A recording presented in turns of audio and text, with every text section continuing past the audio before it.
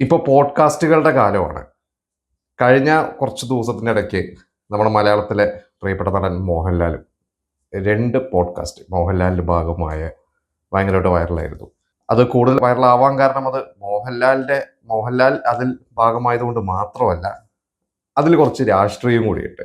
അതിലൊന്ന് പിണറായി വിജയനെ മോഹൻലാൽ ഇന്റർവ്യൂ ചെയ്യുന്ന ഒരു ഇന്റർവ്യൂ ആയിരുന്നു അത്. അതിനൊരു പോഡ്കാസ്റ്റ് എന്നൊക്കെ പറയാൻ പറ്റുമെന്ന് അറിയില്ല. കാരണം ഇപ്പോൾ പോഡ്കാസ്റ്റും ഇന്റർവ്യൂവിനും രണ്ടിനും രണ്ട് അർത്ഥങ്ങളൊക്കെ ആണെങ്കിലും അൾട്ടിമേറ്റ്ലി ഇതിപ്പോൾ എല്ലാം ഇന്റർവ്യൂസ് തന്നെയാണ്. മറ്റേതൊന്ന് മോഹൻലാൽ ഗസ്റ്റായിട്ട് പോയ മൈ ഗവൺമെന്റ് .in, അതായത് നമ്മുടെ സെൻട്രൽ ഗവൺമെന്റിന്റെ ഒരു യൂട്യൂബ് ചാനലുണ്ട്. അതിൽ GDP എന്ന് പറയുന്ന ഒരു പ്രോഗ്രാമിന്റെ പേരാണ്. അതിന്റെ ഭാഗമായിട്ട് മോഹൻലാൽ പോയിരുന്നു. അതിൽ മോഹൻലാലിന്റെ ജീവിതമാണ് മോഹൻലാൽ സംസാരിച്ചത്. മോഹൻലാലിന്റെ ഒരു ജീവിതവും മോഹൻലാലിന്റെ ഒരു സിനിമയിലേക്കുള്ള യാത്രകളും നമ്മൾ മലയാളികളൊക്കെ അറിയാവുന്ന ഒരു കാര്യം തന്നെയാണ്. പക്ഷെ ഒരു പാൻ ഇന്ത്യൻ ലെവലിലുള്ള ഒരു റീച്ച് കിട്ടുന്ന ഒരു ചാനൽ ആയതുകൊണ്ട് മോഹൻലാലിനെ കുറിച്ച് കൂടുതൽ അറിയാൻ വേണ്ടി മറ്റു ഭാഷയിലുള്ളവർക്കൊക്കെ ഭയങ്കരമായിട്ട് ഗുണം ചെയ്ത് അല്ലെങ്കിൽ ഗുണം ചെയ്തേക്കാവുന്ന ഒരു പോഡ്കാസ്റ്റാണ്. പക്ഷെ അതിൽ വളരെ കുറച്ച് നേരം എനിക്ക് തോന്നുന്നു മൊത്തം ആ ഒരു ഇന്റർവ്യൂ എടുത്തു കഴിഞ്ഞാൽ അല്ലെങ്കിൽ ആ ഒരു പോഡ്കാസ്റ്റ് എടുത്തു കഴിഞ്ഞാൽ അതിൽ ഏകദേശം ഒരു 10 മിനിറ്റോളം പലപ്പോഴായിട്ട് മോഹൻലാൽ പറഞ്ഞിരുന്നത് നരേന്ദ്രമോദിയെക്കുറിച്ചും പിന്നെ BJP ഗവൺമെന്റ് നമ്മുടെ കേന്ദ്ര സർക്കാർ കേരളത്തിൽ കൊണ്ടുവന്ന പല ഡെവലപ്മെന്റുകളെയും കുറിച്ചൊക്കെയാണ്. അപ്പോൾ ഇത് 2 പോഡ്കാസ്റ്റും ഞാൻ കണ്ടതാണ്. അപ്പോൾ ഇത് രണ്ടും കൂടി നോക്കുമ്പോൾ ശരിക്ക് നല്ല നല്ല ഒരു എന്താ പറയുക, നന്നായി ചെയ്തിട്ടുണ്ട് അത് രണ്ടും. അതിപ്പോൾ മോഹൻലാലായാലും അതിൻ്റെ മൊത്തത്തിലുള്ള ഒരു നമുക്ക് 1 മണിക്കൂറിന് അടുത്തുണ്ട്, 1 മണിക്കൂറിന് മുകളിലുണ്ട് 2 പോഡ്കാസ്റ്റും.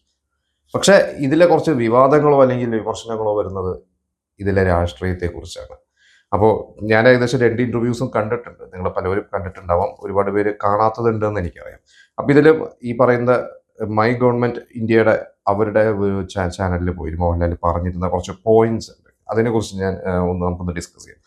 അതിലൊന്ന്, അതിൻ്റെ ഇന്റർവ്യൂ ചെയ്യുന്ന ഓപ്പോസിറ്റ് ഇരിക്കുന്ന ആ ഇന്റർവ്യൂർ, എനിക്കുള്ള അദ്ദേഹത്തിന്റെ പേര് സിദ്ധാർത്ഥ് ഭട്ടതിരിപ്പാട് എന്നാണ്. അദ്ദേഹം ആദ്യം തന്നെ ഒരു ഇൻട്രൊഡക്ഷൻ കൊടുത്തിരുന്നത് ദൈവത്തിനെ ഫോൺ വിളിക്കുന്ന പോലെയാണ്. എന്നിട്ട് ദൈവത്തിനെ ഫോൺ വിളിച്ചിട്ട് അദ്ദേഹം കുറച്ച് കാര്യങ്ങൾ പറഞ്ഞു. അതായത് എനിക്ക് സക്സസ് വേണം, എന്നാൽ എനിക്ക് ലൈഫിൽ വിനയം വേണം, അങ്ങനെ കുറെ കാര്യങ്ങൾ ഒരു ഒരു തമാശ രൂപേണ അതൊരു ഒരു ഭയങ്കര കൗതുകരമായിട്ടുള്ള ഇൻട്രോ ആണ്. എന്നിട്ട് അദ്ദേഹം പറഞ്ഞത് ഫോൺ വെച്ചിട്ട് പറഞ്ഞു ദൈവം കട്ട് ചെയ്തു. ദൈവം പറഞ്ഞു എല്ലാം ഒരാൾക്ക് കൊടുക്കാൻ പറ്റും, പക്ഷെ എല്ലാം കിട്ടിയ ഒരാൾ, കഴിവും അതിനോടൊപ്പം തന്നെ വിനയവും എല്ലാം ജീവിതത്തിൽ കിട്ടിയ എല്ലാ ക്വാളിറ്റീസും കിട്ടിയ ഒരാളുണ്ട് അതിന്റെ മുമ്പിൽ ഇരിക്കുന്നുണ്ട്, മോഹൻലാലാണെന്ന് പറഞ്ഞു. എന്നിട്ട് അദ്ദേഹം തന്നെ പറഞ്ഞു അദ്ദേഹത്തിന് അങ്ങനെ മോഹൻലാൽ എന്ന് പറഞ്ഞൊരു നടനെ കുറിച്ച് അറിയാം, പക്ഷെ അദ്ദേഹത്തിന് അങ്ങനെ ഡീറ്റെയിൽഡ് ആയിട്ട് അറിയില്ല. കാരണം അദ്ദേഹം അങ്ങനെ മലയാള സിനിമകളെ കുറിച്ച് ഭയങ്കരമായിട്ട് ഫോളോ ചെയ്യുന്ന ഒരാളല്ല നമുക്ക് കാണുമ്പോൾ മനസ്സിലാവും. പക്ഷെ അദ്ദേഹം വളരെ വ്യക്തമായിട്ട് സ്റ്റഡി ചെയ്തിട്ട് തന്നെയാണ് വന്നിരിക്കുന്നത്.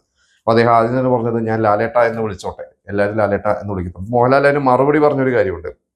കേരളത്തിൽ എനിക്കും യേശുദാസിനും മാത്രമാണ് ആ ഒരു ഭാഗ്യം കിട്ടിയിരിക്കുന്നത്. വളരെ കറക്റ്റാണ്. കാരണം ലാലേട്ടൻ, ദാസേട്ടൻ, എനിക്ക് തോന്നുന്നു കൊച്ചുകുട്ടികൾ മുതൽ പ്രായമായവർ വരെ മോഹൻലാലിന്റെ ലാലേട്ടൻ എന്ന് വിളിക്കും, ദാസേട്ടൻ എന്ന് വിളിക്കും. അതെനിക്ക് തോന്നുന്നു വേറെ ആർക്കും അങ്ങനെ ഒരു ഭാഗ്യം കിട്ടിയിട്ടില്ല. ഓഫ് കോഴ്സ് നമുക്ക് മമ്മൂക്ക എന്ന് വിളിക്കുന്നുണ്ട്, പക്ഷേ ഇവർ ഏട്ടൻ വിളി ലാലേട്ടനും ഈ പറയുന്ന പോലെ തന്നെ ദാസേട്ടനും തന്നെയാണ് നമ്മൾ എടുത്തു പറയേണ്ടി വരും അത്.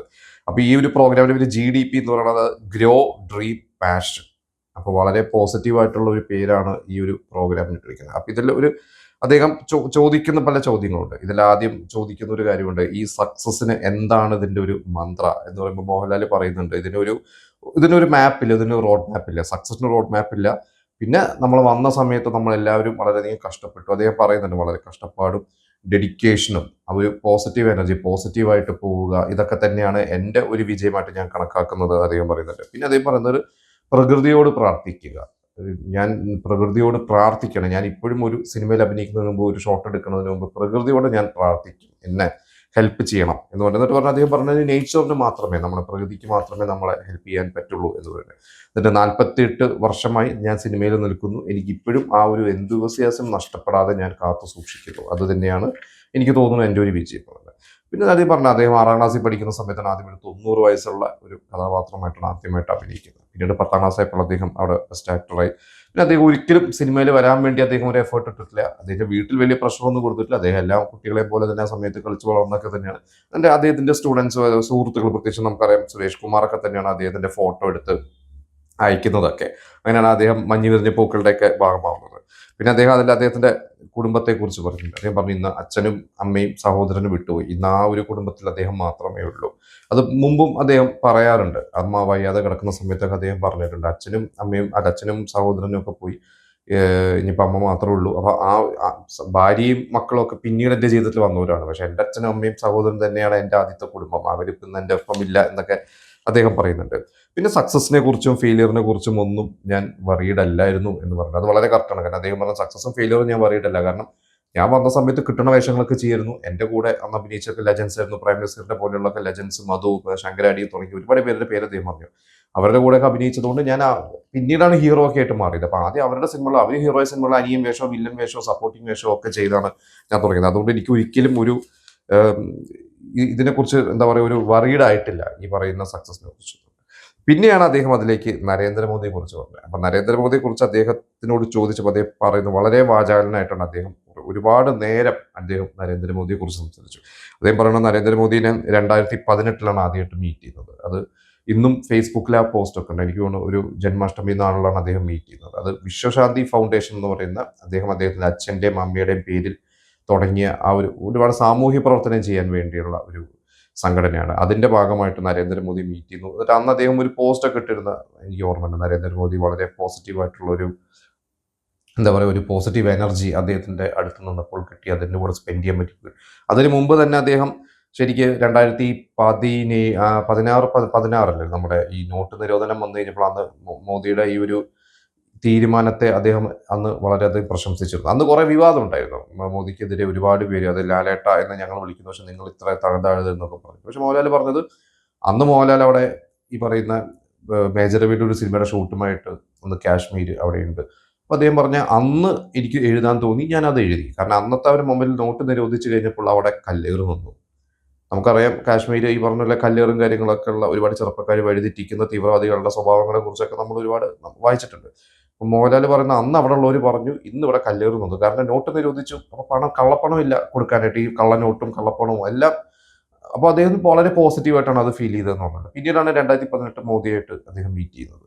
എന്നിട്ട് അദ്ദേഹം പറഞ്ഞു, അന്ന് മോദി മീറ്റ് ചെയ്തു. മോദിയുടെ ആ ഒരു ഡെഡിക്കേഷൻ, അദ്ദേഹം പറഞ്ഞു, മോദിയുടെ ഡെഡിക്കേഷൻ, അദ്ദേഹത്തിന്റെ ആ ഒരു സ്വന്തം രാജ്യത്തെ അമ്മയെ പോലെ കാണുന്നത്. അമ്മയെ വളരെയധികം സ്നേഹിക്കുന്ന ഒരു വ്യക്തിയാണ് മോദി. എല്ലാവരും അതുപോലെ തന്നെയാണ്, ഞാനും അതുപോലെ തന്നെയാണ്. മോദിയുടെ അദ്ദേഹം അദ്ദേഹം രാജ്യത്തോടുള്ള കമ്മിറ്റ്മെന്റ്, അദ്ദേഹത്തിന് വേറെ കമ്മിറ്റ്മെന്റ്സ് ഒന്നുമില്ല, അദ്ദേഹത്തിന് വേറെ ചിന്തകളില്ല. എന്നും രാജ്യത്തിന്റെ പുരോഗതിക്ക് വേണ്ടി തന്നെയാണ് അദ്ദേഹം ഒരു പ്രോബ്ലമിനെ ഓവർകം ചെയ്യുന്നത്. അത് കണ്ടുപഠിക്കേണ്ടതാണ് എന്ന് പറയും. പിന്നെ അദ്ദേഹത്തിന്റെ വിശ്വശാന്തി ഫൗണ്ടേഷനെ കുറിച്ച് മോഹൻലാൽ പറഞ്ഞു, വിശ്വശാന്തി ഫൗണ്ടേഷൻ തുടങ്ങിയത് എല്ലാവരെയും ഹെൽപ്പ് ചെയ്യാൻ വേണ്ടി.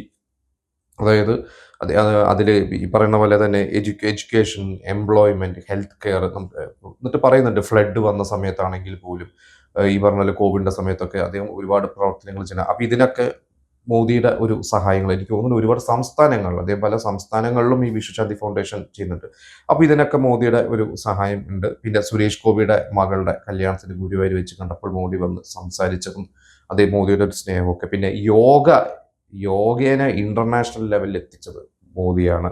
പിന്നെ karma is more important than talking. സംസാരമല്ല, പ്രവൃത്തിയാണ് വലുത്. അതൊരു വലിയൊരു പോയിന്റാണ് മോഹൻലാൽ പറഞ്ഞത്. അത് പറഞ്ഞാൽ ആ കാര്യത്തിൽ ആണ് ഞാൻ മോദിയുടെ ഒരു ക്വാളിറ്റി ആയിട്ട് ഞാൻ കണക്കാക്കുന്നത്. പിന്നെ അദ്ദേഹം എല്ലാത്തിലും എന്താ പറയുക, ഹി സ്പ്രെഡ്സ് ലവ് എന്നുള്ളതാണ് മോഹൻലാൽ പറഞ്ഞിരിക്കുന്നത്. പിന്നെ ഒരു പ്രധാനപ്പെട്ട ഒരു പോയിന്റ് ഇതാണ്, പിന്നീട് പലരും ഏറ്റെടുത്ത്, പ്രത്യേകിച്ച് ഈ മോദി സർക്കിളുകളിൽ, BJP സർക്കിളുകൾ, അതായത് അദ്ദേഹം ഒരു പൊളിറ്റീഷ്യൻ അല്ല, ഒരു ലീഡറാണ്. ഒരു നേതാവ് എങ്ങനെയായിരിക്കണം എന്നുള്ളതിൻ്റെ ഏറ്റവും വലിയ ഉദാഹരണമാണ് ശ്രീ നരേന്ദ്രമോദി.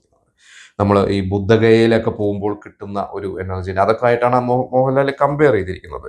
അപ്പൊ ഇങ്ങനെ ഒരു കുറച്ച് സമയം, അതായത് അദ്ദേഹം സംസാരിച്ചതിൽ ഏകദേശം ഒരു 10 മിനിറ്റോളം മാത്രമാണ് മോദിയെക്കുറിച്ച് പറഞ്ഞത്. പിന്നീട് അവസാനത്തിലോട്ട് എത്തുമ്പോൾ കേരളത്തിൽ വന്ന ഡെവലപ്മെന്റ്സിനെ കുറിച്ച് ചോദിക്കുന്നുണ്ട്. അപ്പൊ കേരളത്തിൽ വന്ന ഡെവലപ്മെന്റ്സിനെ കുറിച്ച് ചോദിക്കുമ്പോൾ അദ്ദേഹം എടുത്തു പറയുന്ന കുറെ കാര്യങ്ങൾ. അദ്ദേഹം പറഞ്ഞു, വിഴിഞ്ഞം സീപോർട്ട്, കൊച്ചി മെട്രോ, NH-66, പിന്നെ വന്ദേ ഭാരത്. അപ്പോൾ അതായത് ഇതേ കുറെ വികസനങ്ങൾ എണ്ണി പറയുന്നുണ്ട് മോഹൻലാൽ. പക്ഷെ നമുക്കറിയാം ഈ വികസനങ്ങളെല്ലാം കേന്ദ്ര ഗവൺമെന്റ് കൊണ്ടുവന്നിരിക്കുന്നത്. അപ്പോൾ ഈ ഒരു കാര്യങ്ങളെല്ലാം വന്നു കഴിഞ്ഞപ്പോൾ അതിൻ്റെ അടിയിൽ കുറെ നല്ല കമന്റുകളുണ്ട്.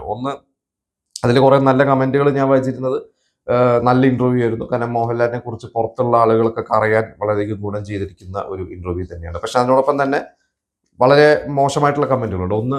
ഇതിനിടയ്ക്ക് എന്തിനാണ് വെറുതെ മോദിയുടെ പേരെടുത്ത് പറഞ്ഞ് ഇതാക്കിയത് എന്ന് പറഞ്ഞിട്ട് ഒരു കമന്റ് ഇട്ട്. അത് പിന്നെ അതായത് ഇത് വെറുതെ മോദീനെ പുകഴ്ത്താൻ വേണ്ടിയാണ് ഇടയ്ക്ക് കുത്തി, ഇതൊരു PR വർക്കല്ലേ. പിന്നെ പിന്നെ പറയുന്നത് ഇത് മോഹൻലാൽ മനസ്സെന്ന് പറയുന്നല്ല, പ്രൊംപ്റ്റർ നോക്കി വായിക്കുന്നതാണ്. കാരണം മോഹൻലാൽ ഇത്ര ഫ്ലുവൻ്റ് ആയിട്ട് ഇംഗ്ലീഷ് ഒന്നും ഇങ്ങനെ കണ്ടിന്യൂസ്ലി സംസാരിക്കില്ല. ഇത് മോഹൻലാൽ മനസ്സെന്ന് പറയുന്ന പോലെയല്ല, നോക്കി വായിക്കുന്ന പോലെ. ഇന്റർവ്യൂറുടെ പുറകെ എന്തോ വെച്ചിട്ടുണ്ട്, അതൊന്ന് നോക്കി വായിക്കണം. ഇങ്ങനെ പല പല കമന്റുകളുണ്ട്. അതായത് കൂടുതൽ പോസിറ്റീവ് കമന്റുകളാണ്. എനിക്ക് തോന്നുന്നു നെഗറ്റീവ് കമന്റുകൾ ആ ഇന്റർവ്യൂസിന്റെ അടിയിൽ കുറവാണ്. പിന്നീട് നമ്മുടെ കേരളത്തിലെ ഇവിടുത്തെ മലയാളികളുടെ ഇടയിലുള്ള ചില സോഷ്യൽ മീഡിയ പേജസിലൊക്കെയാണ് ഞാൻ കൂടുതൽ നെഗറ്റിവിറ്റി കണ്ടിരുന്നത്. പക്ഷെ ഇത് മോദിയെ അല്ലെങ്കിൽ BJPനെ സപ്പോർട്ട് ചെയ്യാത്ത ആൾ, ഇതിൽ രാഷ്ട്രീയം കാണുന്നതുകൊണ്ടായിരിക്കാം ആളുകൾ ഇങ്ങനെ കുറ്റം പറയുന്നത്. പക്ഷെ ഈ കുറ്റം പറയുന്ന പല ആളുകളും പിണറായി വിജയനും മോഹൻലാലുമായിട്ടുള്ള ഇന്റർവ്യൂവിൽ വളരെ പോസിറ്റീവായിട്ട് ആണ് സംസാരിച്ചിരുന്നത്. അപ്പോൾ പിണറായി വിജയന്റെ ഇന്റർവ്യൂ അത് ഏകദേശം ഒരാഴ്ച മുമ്പാണ് ഇറങ്ങിയിരുന്നത്. അപ്പോൾ അതിൽ ശരിക്കും പറഞ്ഞു കഴിഞ്ഞാൽ അതൊരു പിണറായി വിജയനെ മോഹൻലാൽ ഇന്റർവ്യൂ ചെയ്യുന്നതാണ്. അതും നിങ്ങൾ പലരും കണ്ടിട്ടുണ്ടോ, എങ്കിലും ഞാൻ അതൊന്നും കാണാത്തവർക്ക് വേണ്ടി ഞാനൊന്ന് ചുരുക്കി പറയാം. അതിൽ കൂടുതൽ അദ്ദേഹം, എനിക്ക് തോന്നുന്നു അതിലെവിടെയും രാഷ്ട്രീയമോ അല്ലെങ്കിൽ രാഷ്ട്രീയപരമായിട്ടുള്ള കാര്യങ്ങളല്ല. പിണറായി വിജയന്റെ കുട്ടിക്കാലം മുതൽ മോഹൻലാൽ അത് പിണറായി വിജയൻ ഒരു ഫുട്ബോൾ കളിക്കാൻ ഇഷ്ടപ്പെട്ടിരുന്നു. പിന്നീട് അദ്ദേഹം ക്രിക്കറ്റ് ബാറ്റ്, അന്ന് ക്രിക്കറ്റ് ബാറ്റ് ഒന്നും വാങ്ങാൻ പറ്റാത്തതുകൊണ്ട് മടലൊക്കെ വെട്ടി ക്രിക്കറ്റ് ബാറ്റ് ആക്കി കളിച്ചതും. പിന്നീട് അദ്ദേഹത്തിന്റെ കുട്ടിക്കാലത്ത് അമ്മയായിട്ടുള്ള സ്നേഹം, അച്ഛനും അമ്മയൊക്കെ, അമ്മ പ്രത്യേകിച്ച് ഭയങ്കര ദൈവവിശ്വാസിയായിരുന്നു. പിന്നീട് പ്രേതഭൂത ഇതിലൊക്കെ വിശ്വാസം, അവർക്ക് പേടിയായിരുന്നു. പിന്നീട് രാമായണം വായിച്ചിരുന്നതും അങ്ങനെ കുറെ. പിന്നെ അദ്ദേഹത്തിന്റെ കുട്ടിക്കാലത്തെ കഷ്ടപ്പാടുകളെ കുറിച്ച് പിണറായി വിജയൻ പറയുന്നുണ്ട്. അദ്ദേഹം ഒരു രജനീകാന്തിന്റെ സിനിമകളൊക്കെ പണ്ട് കണ്ടിരുന്നതും രജനീകാന്തിനോടുള്ള ഒരു ആരാധന. പിന്നീട് അദ്ദേഹം പുസ്തകങ്ങൾ വായിക്കുന്നു. പിണറായി വിജയൻ വളരെയധികം പുസ്തകങ്ങൾ വായിക്കുന്നുണ്ട്. കുറച്ച് പുസ്തകങ്ങളുടെ പേരൊക്കെ അദ്ദേഹം എടുത്തു പറയുന്നുണ്ട്. അതിൽ പാവങ്ങൾ എന്ന് പറയുന്ന പുസ്തകമൊക്കെ അതിൽ പറയുന്നുണ്ട്. അങ്ങനെ കുറെ. പിന്നെ പറയുന്നുണ്ട്, ഇപ്പോൾ എനിക്ക് പുസ്തകങ്ങളൊന്നും വായിക്കാൻ സമയമില്ല. പിന്നെ കുടുംബത്തെ വളരെയധികം ഇഷ്ടമാണ്. ഇന്നും എനിക്ക് സമയം കിട്ടുകയാണെങ്കിൽ ഞാൻ വീട്ടിലിരിക്കാൻ ഇഷ്ടപ്പെടുന്ന ഒരാളാണ്, വായിക്കാൻ ഇഷ്ടപ്പെടുന്ന ഒരാളാണ് പറയുന്നത്. പിന്നെ അതിൽ രാഷ്ട്രീയം ഏകദേശം പറയുന്നുണ്ട്. അതിൽ അദ്ദേഹം പറയുന്നുണ്ട്, ഞാൻ അടിയന്തരാവസ്ഥ കാലത്ത്, അത് മോഹൻലാൽ എടുത്ത് ചോദിക്കുന്നുണ്ട്, അടിയന്തരാവസ്ഥ കാലത്ത് ചോര പോരണ്ട ഷർട്ടുമായി അങ്ങ് നിയമസഭയിൽ പോയതും ആ ചോര പോരണ്ട ഷർട്ട് ഇപ്പോഴും സൂക്ഷിക്കുന്നുണ്ടെന്ന് പിണറായി വിജയൻ പറയുന്നുണ്ട്. ഞാൻ കുറച്ചു കാലം മുമ്പ് സൂക്ഷിച്ചിരുന്നു, ഇപ്പം എൻ്റെ കയ്യിലില്ല. പിന്നെ പറഞ്ഞിട്ടുണ്ട്, അന്ന് എന്നെ ഒരുപാട് ലോക്കപ്പിലിട്ട് തൊലി ഉരുക്കി അല്ലെങ്കിൽ അതേപോലെ എന്നെ ക്രൂരമായി മർദ്ദിച്ചിരുന്നു. അതുകൊണ്ട് ഇന്ന് ലോക്കപ്പ് മർദ്ദനം എന്ന് കേട്ട് കഴിഞ്ഞാൽ ഞാൻ അപ്പോൾ അതിൽ ഒരു എന്താ പറയാത്ത ഒരു നടപടി എടുക്കും. ലോക്കപ്പ് മർദ്ദനം ആരെങ്കിലും മരിച്ചു എന്ന് അറിഞ്ഞു കഴിഞ്ഞാൽ ഞാൻ അവരെ അത് അന്വേഷിക്കാൻ ഞാൻ പുറത്തുനിന്ന് കേന്ദ്ര ഏജൻസികളെ ഞാൻ കൊണ്ടുവരുള്ളൂ. പുറത്തുനിന്നുള്ള ഏജൻസി, കേന്ദ്രം എന്ന് പുറത്ത് പറഞ്ഞിട്ടില്ല തോന്നുന്നു, CBI പോലെയുള്ള ഏജൻസികളെ കൊണ്ടുവരും. പിന്നെ ഞാൻ ഒരു സാധാരണക്കാരനാണ്, ഞാൻ ഒരു വിദ്യാഭ്യാസം എന്നുള്ള ഭയങ്കര മറ്റുള്ള ആളുകളെ പോലെ വിദ്യാഭ്യാസമുള്ള ഒരാളുകളെ, എനിക്കൊരു സാധാരണക്കാരുടെ ഇടയിൽ ജീവിച്ച് സാധാരണക്കാരന് വേണ്ടിയാണ്. പിന്നെ എന്നെക്കുറിച്ച് പല വാർത്തകളും പറയും, പല ഇത് വരും, ഞാൻ അതൊന്നും മൈൻഡ് ആക്കാറില്ല. എനിക്ക് തോന്നുന്നു അദ്ദേഹത്തിന് ഒരു വലിയൊരു വീടുണ്ടെന്ന് പറഞ്ഞൊരു വീട് പണ്ട് കാണിച്ചിരുന്നു. പിന്നെ അദ്ദേഹത്തിന്റെ വിദേശത്ത് അദ്ദേഹത്തിന് ഇൻവെസ്റ്റ്മെന്റ് ഉള്ള കാര്യം, അതേ പറഞ്ഞ ഈ ആരോപണങ്ങളൊന്നും എന്നെ ബോധമായിട്ടില്ല. കാരണം എൻ്റെ മനസ്സ് ശുദ്ധമാണ്, എൻ്റെ കൈകൾ ക്ലീൻ ആണെങ്കിൽ ഞാൻ പിന്നെ എന്തിനു പേടിക്കണം എന്നാണ്. അങ്ങനെ മോഹൻലാൽ ഒരു ഭയങ്കര പിണറായി വിജയന്റെ ഒരു ആരാധകൻ എന്ന രീതിയിലാണ് പിണറായി വിജയൻ അവിടെ പോയിട്ടുള്ളത്. അപ്പൊ ഇത് രണ്ടും PR വർക്ക് എന്ന രീതിയിൽ തന്നെയാണ്. നമുക്കത് അല്ല എന്ന് പറയാൻ പറ്റില്ല. കാരണം ഇലക്ഷൻ വരികയാണ്. അപ്പൊ ഇലക്ഷൻ വരുമ്പോൾ ജനങ്ങളുടെ ഇടയിൽ ഒരു പോസിറ്റീവ് ഇമേജ് ഉണ്ടാക്കിയെടുക്കാൻ എല്ലാ പാർട്ടിക്കാരും ശ്രമിക്കുന്നുണ്ട്. അപ്പൊ പിണറായി വിജയന്റെ ഒരു ഇന്റർവ്യൂ അവിടെ വന്നു. അത് എല്ലാ ചാനലിലും ആ ഒരു ഇന്റർവ്യൂ ഈ പറഞ്ഞ പോലെ പാർട്ടി അല്ലെങ്കിൽ സർക്കാർ അത് എടുത്ത് എല്ലാത്തിലും അത് ഷൂട്ട് ചെയ്തിട്ട് എല്ലാ പാർട്ടിക്കാർക്കും അത്, അല്ല എല്ലാ ചാനൽസിനും അത് കൊടുത്തു. എനിക്ക് എല്ലാ ചാനലിലും അത് വന്നിട്ടുണ്ട്. അതുപോലത്തെ ഇത് പക്ഷേ ഈ പറഞ്ഞ പോലെ ഗവൺമെന്റിന്റെ ഒരു പോഡ്കാസ്റ്റ് ആണ്. എനിക്ക് തോന്നുന്നു പണ്ട് നരേന്ദ്രമോദി 2019 വരണതിന് മുമ്പ് അക്ഷയ് കുമാറിനായിട്ടൊരു പോഡ്കാസ്റ്റ്, നരേന്ദ്രമോദി അക്ഷയ് കുമാറിനായിട്ടുണ്ട്. ഇതിൽ മോഹൻലാലിന്റെ ഒരു പോഡ്കാസ്റ്റ് ആണ്. മോഹൻലാൽ ശരിക്കും ഇപ്പോൾ അവിടെ പോയി പോഡ്കാസ്റ്റ് കൊടുക്കേണ്ട കാര്യമില്ല. പക്ഷെ അതിൽ ഈ പറഞ്ഞ പോലെ ഹൈലൈറ്റ് ആയിട്ട് മോദിയെ കുറിച്ചാണ്. അപ്പൊ ഇനിയിപ്പോ ശരിക്കും പറഞ്ഞു കഴിഞ്ഞാൽ രണ്ടു കൂട്ടർക്കും, അതൊരു BJP അനുകൂലികൾക്കാണെങ്കിലും ഇടതുപക്ഷ അനുകൂലികൾക്കാണെങ്കിലും മോഹൻലാലിനെ കുറ്റം പറയാൻ പറ്റില്ല. കാരണം മോഹൻലാൽ രണ്ട് സൈഡിലും സംസാരിച്ചിട്ടുണ്ട്. അതായത് മോഹൻലാൽ അതിലൊരു രാഷ്ട്രീയപരമായിട്ടല്ല, ഒരു ചീഫ് മിനിസ്റ്ററുടെ ആയിട്ടും ഒരു പ്രൈം മിനിസ്റ്ററെ എന്നുള്ള രീതിയിൽ കണ്ടിട്ടാണ് രണ്ടുപേരെയും കുറിച്ച് പോയിരിക്കുന്നത്. എന്തായാലും നമുക്ക് വരും ദിവസങ്ങളിൽ അറിയാം എന്തൊക്കെ മറ്റ് PR വർക്കുകൾ ഇനി വരുമെന്നുള്ളത്. പിന്നെ മോഹൻലാൽ ഒരിക്കലും BJP കാരനാണെന്ന് പ്രത്യക്ഷത്തിൽ പറഞ്ഞിട്ടില്ല. അദ്ദേഹം എല്ലാവരെയും ആരാധിക്കുന്നുണ്ട്. മമ്മൂട്ടി ഒരു ഇടതുപക്ഷം ആണ്, കൈരളി TVയുടെ ചെയർമാനാണ് എന്നുള്ള രീതിയിലൊക്കെ കുറച്ചുകൂടി വ്യക്തമാണ്. പക്ഷെ രണ്ടുപേരും എല്ലാ പാർട്ടിക്കാരുമായിട്ട് ബന്ധമുണ്ട്. പണ്ട് എനിക്ക് തോന്നുന്നു സുരേഷ് ഗോപിക്ക് പകരം അന്ന് മോഹൻലാലിനെ BJPയിലോട്ടും ഒരു കൊണ്ടുവരാനൊരു ശ്രമങ്ങളൊക്കെ അന്ന് നടന്നിരുന്നു. പക്ഷെ അന്ന് നടന്നില്ല, മോഹൻലാൽ പിടികൊടുത്തില്ല എന്നൊക്കെ കേട്ടിട്ടുണ്ട്. എനിക്ക് തോന്നുന്നു ഇപ്പോഴും മോഹൻലാലിനോട് ചോദിക്കുന്നുണ്ടാവാം. പക്ഷെ അവരാരും പിടികൊടുക്കാത്തതാണ്. വെറുതെ നമുക്കറിയാം സുരേഷ് ഗോപി അതിൽ പോയപ്പോൾ രാഷ്ട്രീയത്തിൽ ക്ലച്ച് പിടിച്ചതും ഇപ്പുറത്ത് സുരേഷ് ഗോപി ചീത്തവിളി കേൾക്കുന്നതൊക്കെ നമ്മൾ കാണുന്നുണ്ട്. അപ്പോൾ ആ റിസ്ക് എടുക്കേണ്ടെന്ന് വിരിച്ചിട്ടായിരിക്കും. എന്തായാലും ഈ 2 പോഡ്കാസ്റ്റുകൾ നിങ്ങൾ കണ്ടിട്ടില്ലെങ്കിൽ നിങ്ങൾ എന്തായാലും ഒന്ന് കാണുക. എന്നിട്ട് നിങ്ങൾക്ക് തോന്നുന്ന കാര്യങ്ങൾ നമുക്ക് കമൻറ്റ് ചെയ്യാം.